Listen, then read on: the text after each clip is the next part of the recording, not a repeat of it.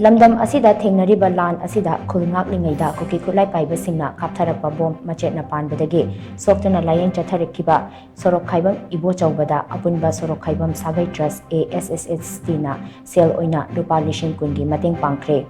Sorokhaibam Ibochouba andro asigi manung channa leiba tumukhongdagi leikhidraba Sorokhaibam Ibotongi machanupani mahakna haukiba January-da Khul Ngaklingeida Kuki khutlai paiba shingna kaptharakpa bom Machet na Panbadagi fibum thina sokhibani mahak matam sangna Sija Hospitals and Research Institute da Layeng Chatharakhiba lakhibani adum oinamak laibak thibadagi mahakki mit nama uba ngamkhidre yet thangba khut leng ot pangamkhidre mahak ningsingba ngambagi pangalsu chada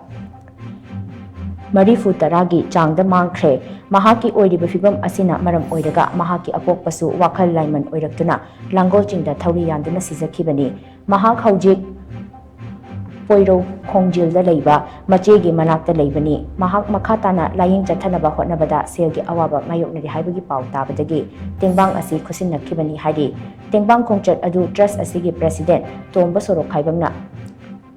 lishigng khibaga loinana trust asigi maru oiba thaupuba amadi member kayasu saruk yakhi